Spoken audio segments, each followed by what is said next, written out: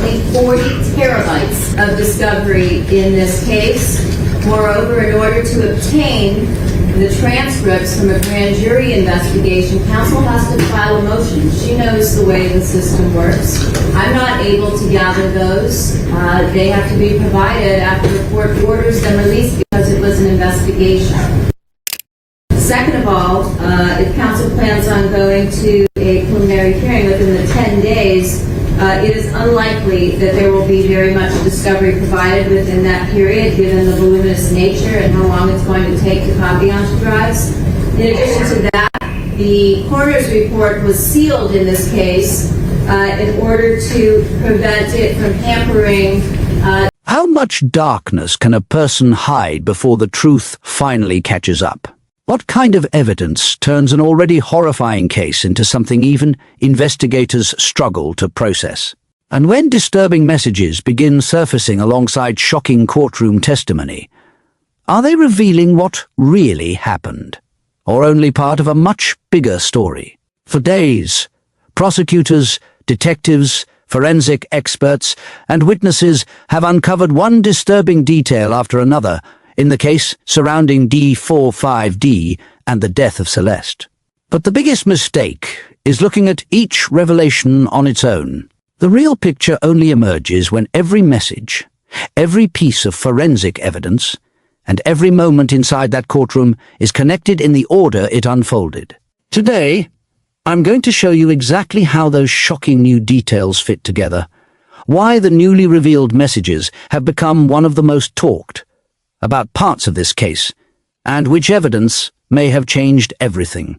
By the end of this video, you'll understand why so many people are still confused, and why almost nobody has connected all the pieces the way you're about to. I care about you. I killed my first kid for you. That text message was read out loud this week in a downtown Los Angeles courtroom, read in front of a judge, in front of the victim's parents, with the defendant sitting just feet away in an orange jail jumpsuit. She was 14 years old when she sent that message. She was pregnant. She had already had an abortion, and she was telling him that she killed her first child for him. David Anthony Burke sat in that courtroom and showed zero reaction. Zero. He did not flinch. He did not look away. He did not show one visible sign that those words, spoken by a 13-year-old girl who had an abortion because of him, affected him in any way. And that was just one of the bombshells from 4 days of the most explosive preliminary hearing testimony that veteran court reporters say they have ever witnessed. This is the preliminary hearing in the D4VD murder case. This is the first time real evidence has been presented in open court. Real witnesses, real testimony, real photographs, real text messages read aloud in a real courtroom. And what has come out over 4 days is a story of a music star and a child that is almost impossible to fully process. A story of text messages about sex and pregnancy starting when she was 13. A story of matching tattoos on ring fingers. A story of a garage floor that glowed blue under forensic lighting where DNA confirmed, with a certainty of 1 septillion to 1, that Celeste Rivas Hernandez bled. A story of 11 air fresheners in the car where her dismembered remains spent months in California's summer heat. And a story of her parents sitting in the front row of that courtroom every single day, looking at photos of what was done to their daughter, reading text, messages their daughter sent that they had never seen, staying through everything, until the day the photographs became something even they could not bear. I am going to take you through all of it, every day, every detail, everything that is now on the public record. This is not speculation. This is not theory. This is what witnesses said under oath in open court this week, in the case of the state of California versus David Anthony Burke. If this case is as shocking to you as it is to the rest of the world, please take a second to like this video and subscribe to Reopened Crime Scenes so you don't miss part 2, because what you're about to hear is only the beginning. David Anthony Burke, 21 years old, known professionally as D4VD. He started making music in his bedroom as a teenager, initially composing tracks for Fortnite videos.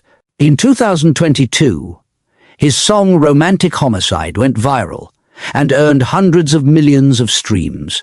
He signed to Darkroom Interscope Records and reportedly received a $600,000 advance. By 2025, witnesses testified in court that his gross career earnings from recording, publishing, and merchandise were estimated between $10 and $12 million. He had a Fortnite deal. He had brand deals. He had a world tour booked behind his debut album Withered, which was scheduled to drop on April 25, 2025. He was arrested on April 16, 2026. He is charged with first-degree murder with special circumstances, continuous sexual abuse of a child under 14, and unlawful mutilation of human remains. He has pleaded not guilty. Celeste Rivas Hernandez was born September 7, 2010. She was 14 years old at the time of her death. She was from Lake Elsinore, California, the daughter of Salvadoran immigrants. She loved to sing and dance. Friday nights were movie nights with her family. She told her parents she loved them. Investigators believe she first encountered David Burke when she was 11 years old through Discord and Instagram. Investigators believe she was killed on the night of April 23, 2025, at his Hollywood Hills rental home. Her dismembered and decomposed body was found on September 8, 2025, one day after what would have been her 15th birthday, in the front trunk of a Tesla registered to Burke at a Hollywood tow yard. The preliminary hearing began July 21, 2026. Judge Charlene Almeida is presiding. No jury. She alone will decide whether probable cause exists to send this to trial. Now, day by day, everything that happened in that courtroom. The first thing prosecutors did was play a video. Not a surveillance clip. Not a security camera. A body camera video from February 17, 2024. Over a year before investigators believe Celeste was killed. The video is 10 minutes long, and what it shows is David Burke standing in a doorway talking to law enforcement officers who had come to his home because a 13-year-old girl was missing, and her phone records had connected her to him. Senior Deputy Juan Gonzalez from the Los Angeles County Sheriff's Department responded to a welfare check at Burke's West Hollywood home because Celeste had been reported missing by her family, and investigators had traced her phone records back to Burke's number.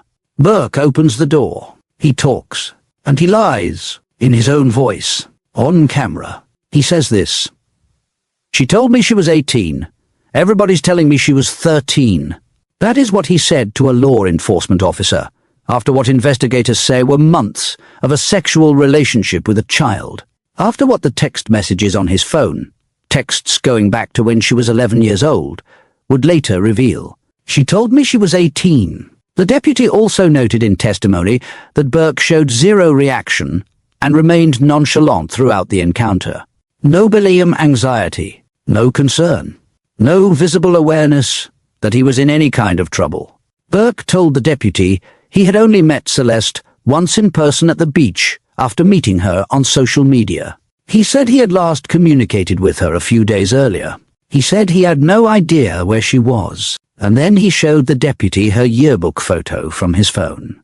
A yearbook photo of a girl he claimed to barely know. When LAPD Detective Joshua Byers went to Burke's home for the arrest in April 2026, witnesses testified that Burke remained calm when taken into custody. And during the booking process, jail staff documented his tattoos.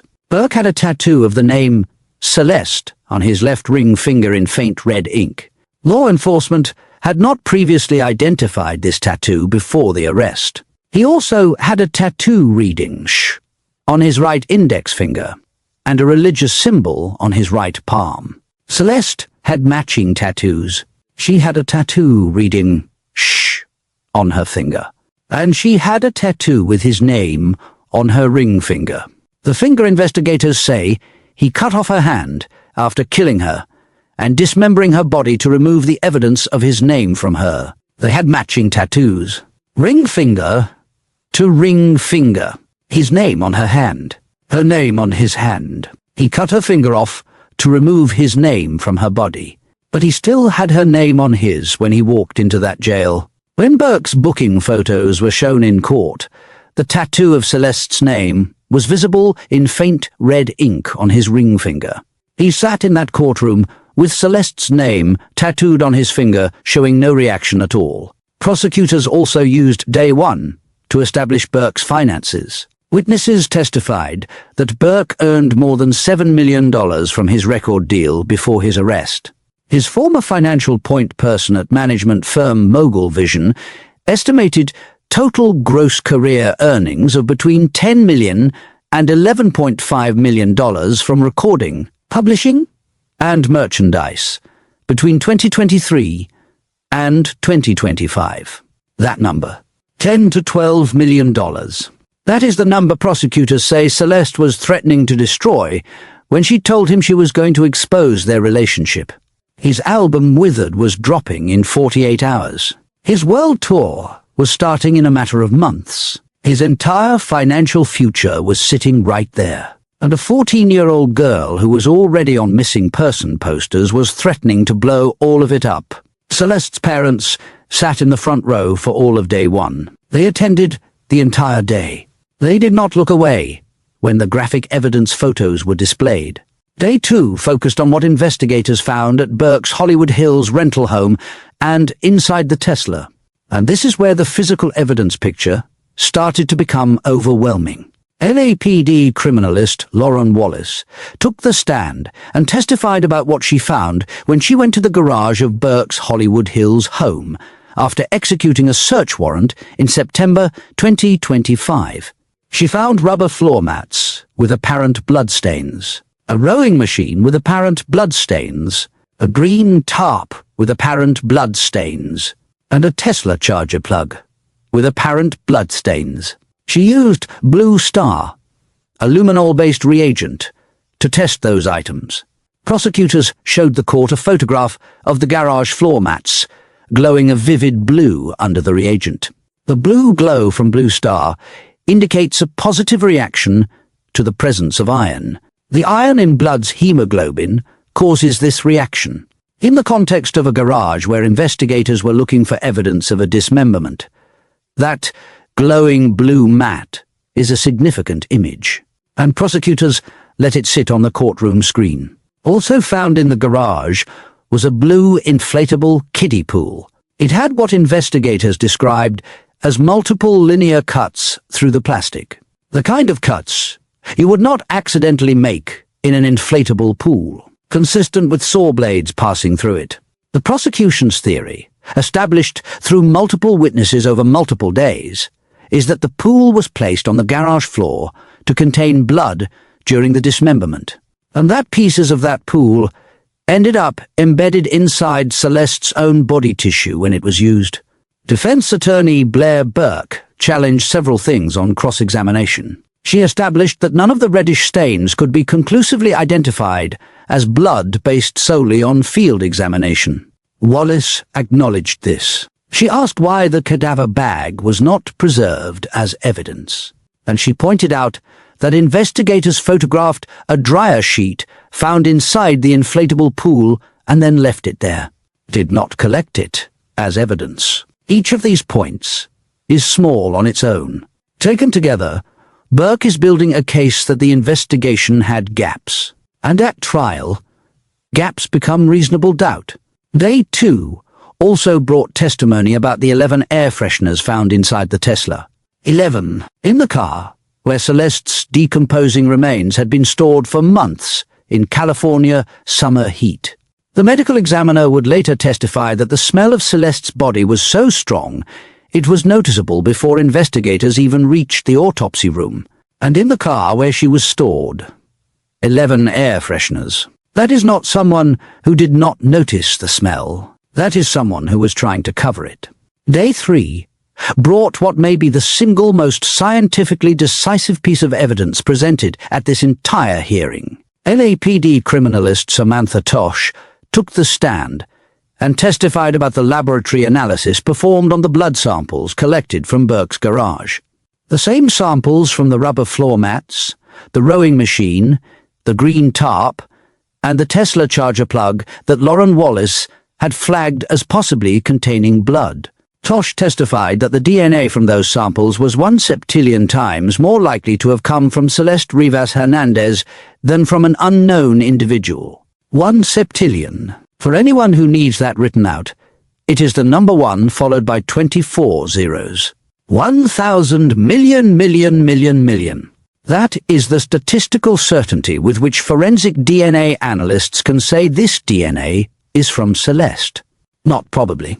Not likely. Not consistent with. 1 septillion times more likely to be hers. Her DNA was on the rowing machine in his garage, on the green tarp, on the rubber mats, on the Tesla charger. She was dismembered in that garage, and her blood was on everything in it. Prosecutors also introduced cell phone and Tesla GPS tracking data that placed both Burke's iPhone and his Tesla Model X in Santa Barbara County on 3 separate occasions after the night Celeste allegedly died. The first trip happened on the very night of the alleged murder, at 12:04 in the morning on April 24th, 2025. Hours after investigators believe Celeste arrived at his home and was killed. An outgoing call was placed from Burke's phone to Celeste's phone number, while both devices were already in the Santa Barbara area. The Tesla then returned to Los Angeles by 7:07 that same morning in time for Burke to go to a radio interview to promote his album launch. Read that again. He allegedly killed Celeste at his home. He drove more than 100 miles to Santa Barbara County in the middle of the night. He placed a call to her phone from that remote location. A call investigators say was designed to make it look like he was searching for her. And he drove back and was home by 7 in the morning, and then went to a radio interview. The second trip, May 8th and 9th, 2025. Cell tower data placed both the phone and the Tesla near the same Santa Barbara highway location overnight. The third trip, May 31st, 2025. Both devices traveled back again. Tesla records showed the car stopped at a charging station near the location where Celeste's passport card was later found before returning home. 3 trips to the same stretch of State Route 154 near Lake Cachuma. 3 times in the middle of the night, while Celeste's remains were allegedly in his home or his car, and her passport card was discarded on the side of that exact road, later found by a Caltrans worker in January 2026. The trace evidence expert also confirmed that tiny blue plastic fragments recovered from Celeste's remains matched pieces missing from the inflatable pool found in Burke's garage. Physical fit analysis, like a puzzle piece fitting into a hole. Pieces of the pool found inside her body. And then came day 4. This is the day everything changed. This is the day that sent shockwaves through every major newsroom covering this case. The day that made experienced prosecutors and death investigators say publicly that they had never seen anything like it. The day that broke Celeste's parents. Dr. Grant Ho, the deputy medical examiner, gave his full testimony.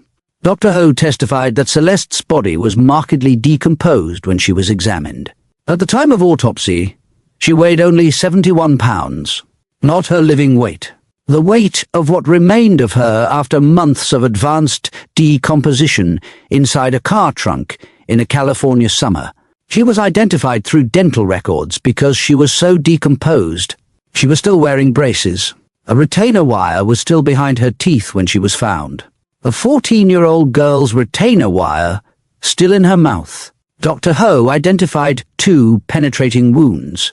The first on the right abdomen, penetrating through the skin and soft tissue, through the diaphragm, into the liver.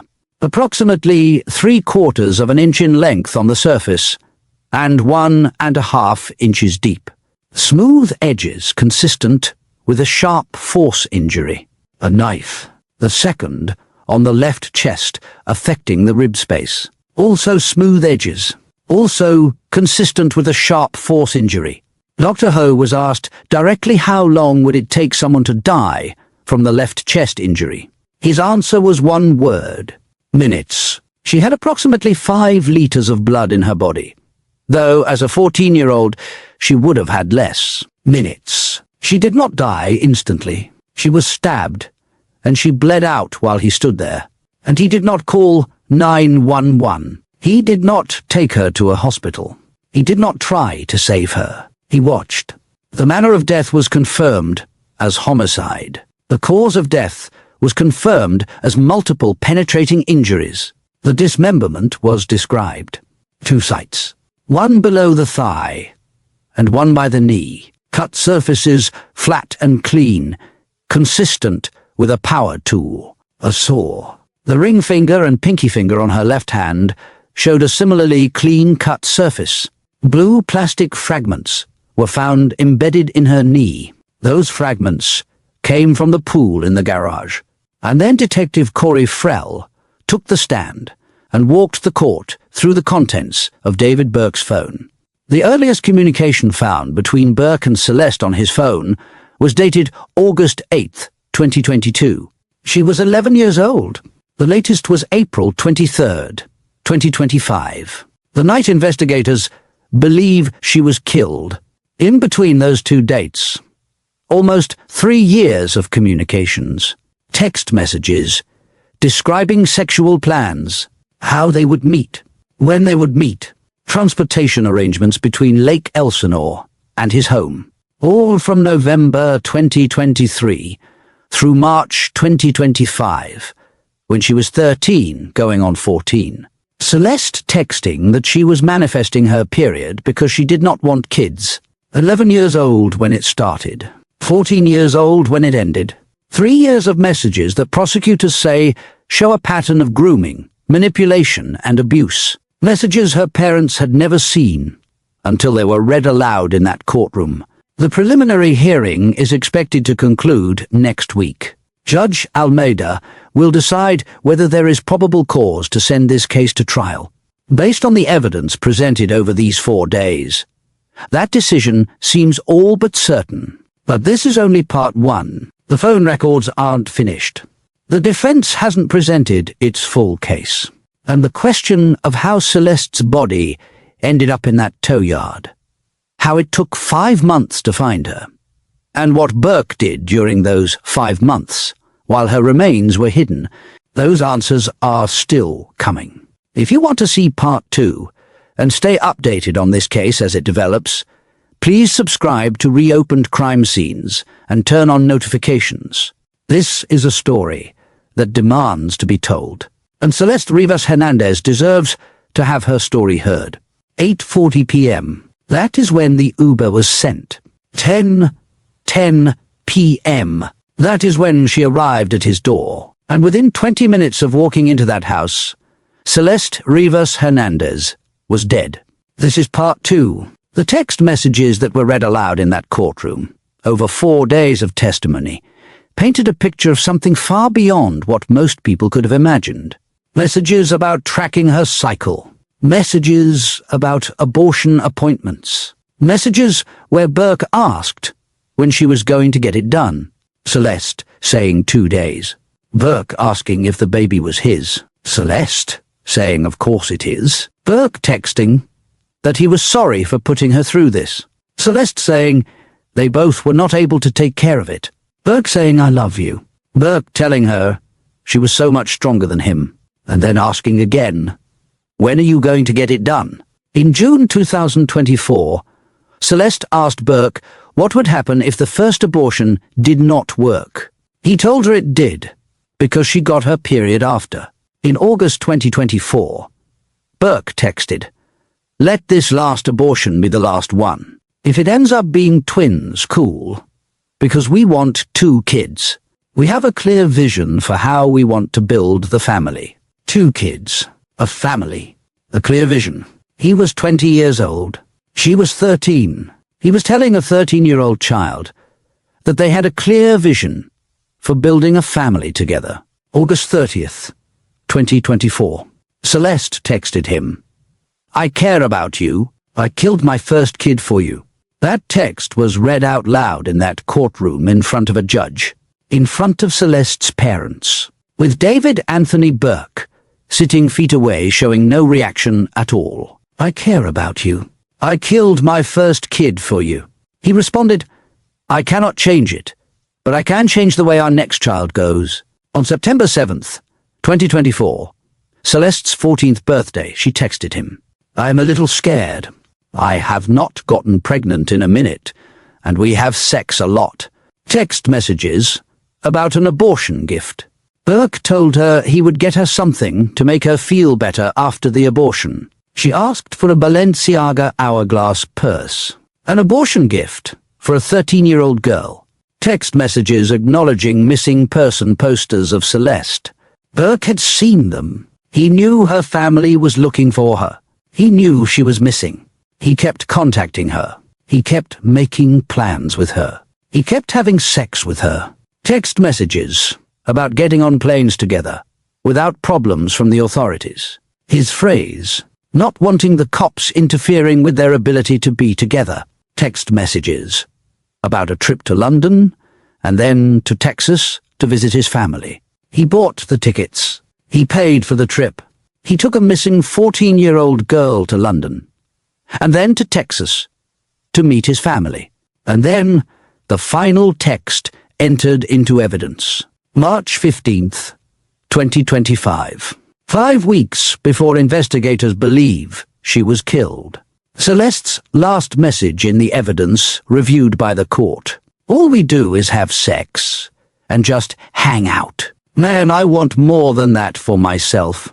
I want more than that for myself." She was 14 years old, and she already knew she deserved more. She said it out loud to the man who would allegedly kill her 5 weeks later. Beyond the text messages, prosecutors showed photos from Burke's phone. Him and Celeste together in his Tesla.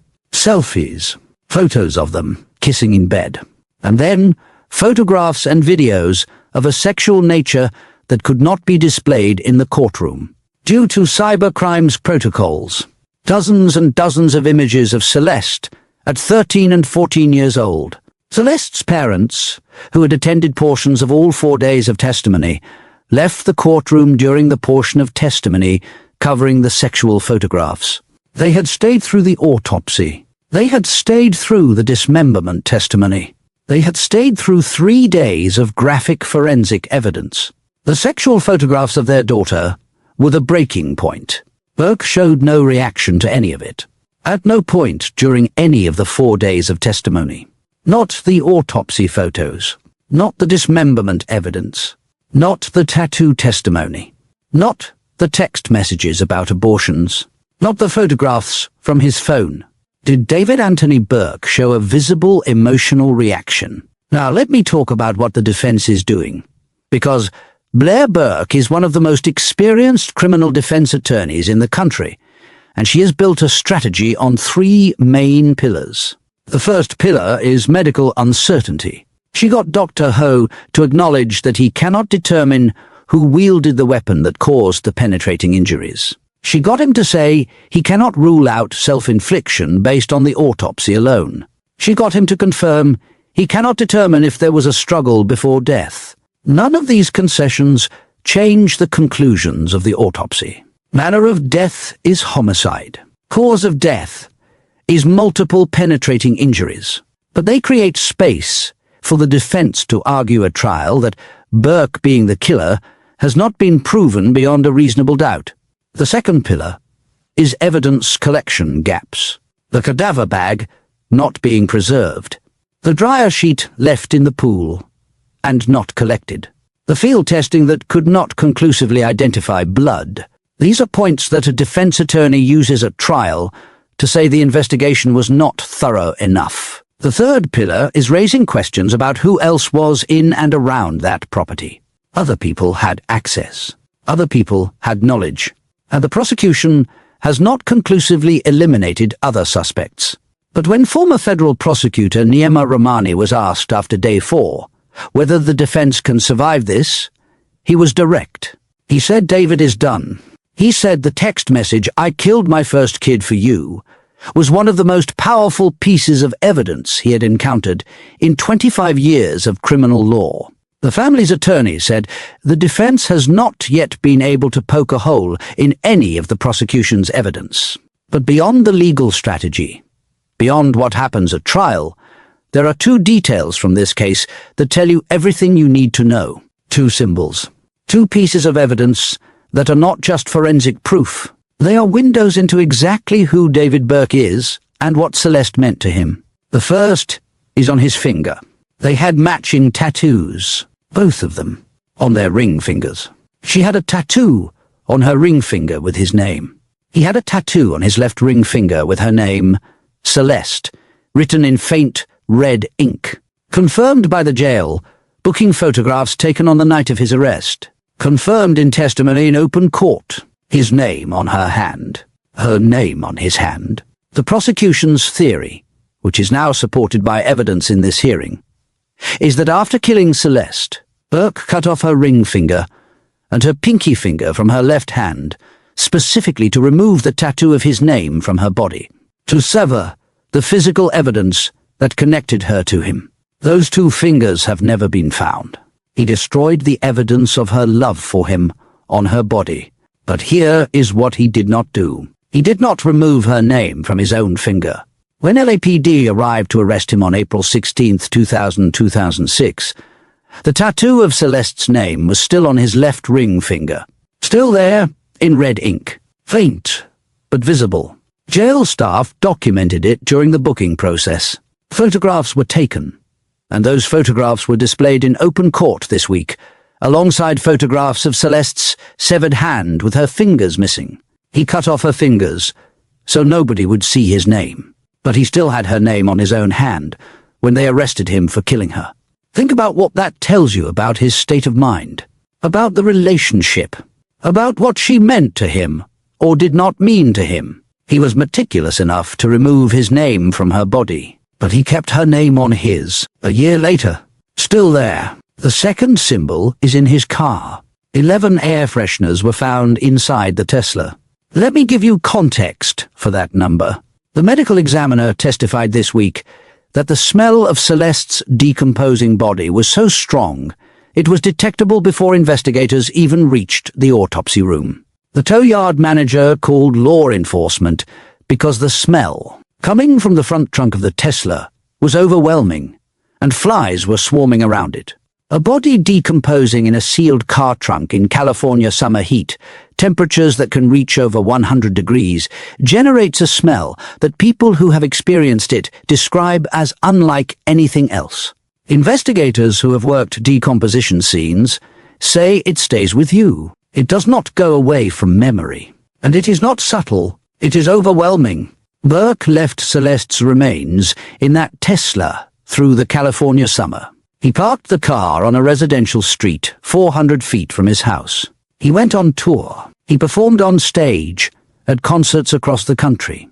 He posted on social media. He did Twitch live streams where he apologized for his bathroom smell. And inside that car, 11 air fresheners. He knew. He absolutely knew what was in that car and what it smelled like. And his solution was 11 air fresheners. And the prosecution's brief alleges he lied to friends, associates, and others who noticed the smell of decay coming from his home and his vehicle. He had explanations ready. Bathroom, dead animal, something mundane, 11 air fresheners, and a cover story. I want to spend a moment here on something that has nothing to do with legal strategy or forensic evidence. Because Celeste's parents were in that courtroom, they came back every day. They sat in the front row. They listened to testimony about how their daughter died, about what was done to her body, about the state her remains were found in, about the text messages she sent to the man who allegedly killed her, messages they had never seen, about abortions they did not know had happened, about a relationship that ran deeper than they had understood. They sat through day 1. through the body cam video of Burke lying to a deputy about their daughter, through the tattoo testimony, learning that Burke had Celeste's name on his finger while he was killing her and storing her remains. They sat through day 2, through the garage floor that glowed blue, through testimony about the pool and the chainsaws and the 11 air fresheners. They sat through day 3, through the DNA testimony, learning that their daughter's blood was on a rowing machine and a green tarp and a charger plug in a garage, that her blood was in that garage with a statistical certainty of 1 septillion to 1, through the location data placing Burke in Santa Barbara County in the middle of the night, with Celeste's remains allegedly in his car. They sat through portions of day 4, through the medical examiner, describing what a penetrating liver wound does to the human body and how long it takes to die from it, through testimony about their daughter's weight at autopsy, 71 pounds, through the description of her retainer wire still being in her mouth. And then the photographs from Burke's phone appeared on the courtroom screen, the sexual photographs of their 14-year-old daughter, and they left. That is what those 4 days looked like from the front row. Celeste's family attorney, Patrick Steinfeld, spoke outside the courthouse and tried to put into words what the family is going through. He said they are very private individuals doing the best they can. He said Celeste was a beautiful 14-year-old girl full of life and energy who brought love and joy into her family home. And then he said they have a hole in their heart that will never be replaced because Celeste's life was ripped away. They went back every day because Celeste deserved to have someone who loved her in that room, someone who remembered her as a person and not just a case. They went back every day until they literally could not anymore. If you have been with us since part 1, please take a second to subscribe to Reopened Crime Scenes and turn on notifications, because when the judge rules on this case, when it goes to trial, when the next major moment happens, you need to already be here. We are going to cover every single word of it. Now let me give you the full context of this case, because the preliminary hearing did not happen in a vacuum. It is the result of over a year of investigation, secret grand jury proceedings, and the methodical building of a case that investigators clearly believe was one of the most significant they had ever worked. Celeste was first reported missing by her family in February 2024. She was 13 years old. Investigators traced her phone records and found Burke's number. They called him. He told them he barely knew her. That same night, LAPD deputies went to his home. He told them again he barely knew her and did not know she was a minor. And then he showed them her yearbook photo from his phone. She came home on her own a few days later.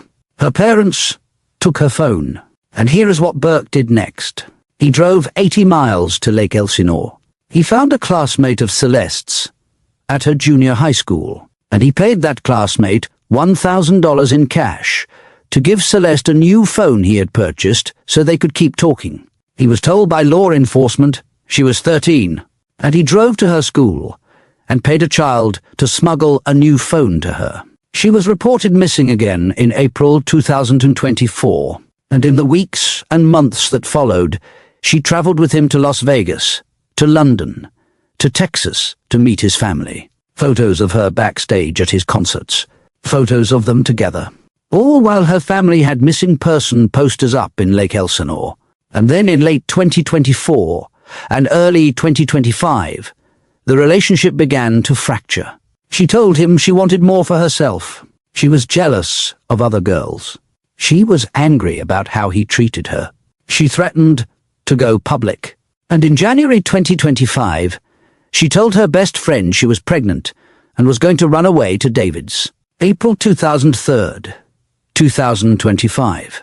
His album Withered was dropping in 48 hours. His world tour was starting in weeks. His career was at its absolute highest point, and Celeste was threatening to burn all of it down. He sent an Uber to her home at 8:40 that night.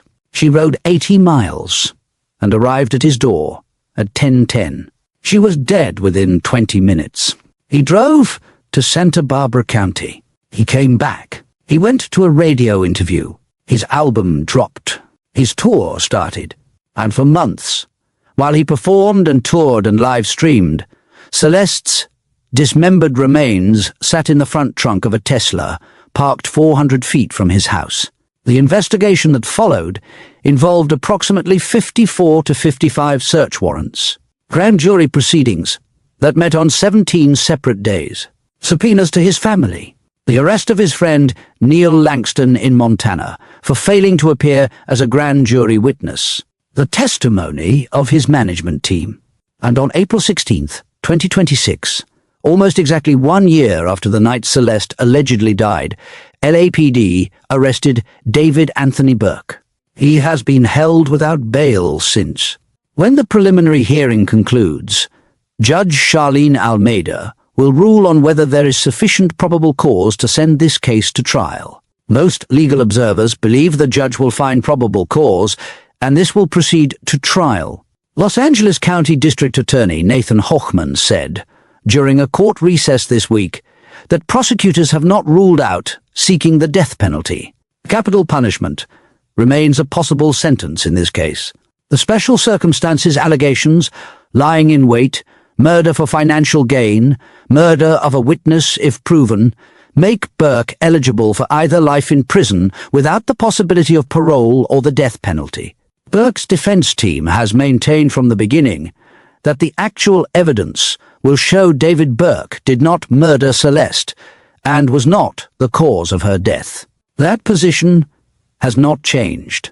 But here is what the record now shows. A body camera video in which Burke told police she said she was 18, while the texts on his phone went back to when she was 11. DNA from Celeste's blood found on multiple items in his garage at a statistical certainty of 1 septillion to 1. Cell phone and Tesla GPS data, placing him in Santa Barbara County in the middle of the night on the night Celeste allegedly died, and on 2 subsequent occasions. Text messages spanning 3 years describing sexual activity, multiple pregnancies, and multiple abortions with a girl who was 13 years old. Physical fit analysis, matching plastic fragments from the inflatable pool to pieces, found embedded inside Celeste's body. A tattoo of Celeste's name on Burke's ring finger confirmed by booking photographs. An Interscope record staffer confirming $10 to $12 million in career earnings, the financial stake that prosecutors say gave him every reason to silence her. And a medical examiner confirming that the manner of death was homicide and the cause was multiple penetrating injuries. That is 4 days of testimony in open court. For the first time, in front of a judge. And Celeste's parents were there for almost all of it. Let me end the same way every story in this case should end. With her, Celeste Abigail Rivas Hernandez, September 7th, 2010 to April 23rd, 2025. She was 11 years old when she first appeared in his phone. She was 13 when she had her first abortion and texted him that she killed her first kid for him. She was wearing braces when she died. She was 71 pounds when investigators found her. She told him in the very last text message entered into evidence this week, "All we do is have sex and hang out. I want more than that for myself." She deserved more than that for herself. She deserved everything. A future. A life that was entirely her own. Friday night movie nights with her family for the rest of her life. Instead, she got into an Uber at 8:40 at night on April 23rd and never came home. She fought back. If the wound on his lip is what forensic investigators believe it might be, she marked him in her final moments. She tried. She was 14 years old, and she fought. Her parents came back to that courtroom every day, until the day they literally could not stay in the room any longer because the photographs on that screen were of their daughter, their child. They have a hole in their heart that will never be replaced. All they want is justice for Celeste. This hearing is not over. When it concludes, and the judge rules, this channel will cover every single word of it. When this goes to trial, and most observers believe it will, we will be here for every day of testimony, every witness, every piece of evidence. Subscribe right now to Reopened Crime Scenes. Turn on notifications, because the next major moment in this case is coming. And when it arrives, you need to already be here. Share this video. Say her name. Keep Celeste Rivas Hernandez in front of the world. Because the more people who know her name, the more people paying attention when this goes to trial, the more pressure there is on the system to deliver the justice she deserves. Celeste loved to sing. She loved to dance. She had movie nights with her family every Friday. She wanted more for herself. She said so in her own words. She deserved everything. Justice for Celeste.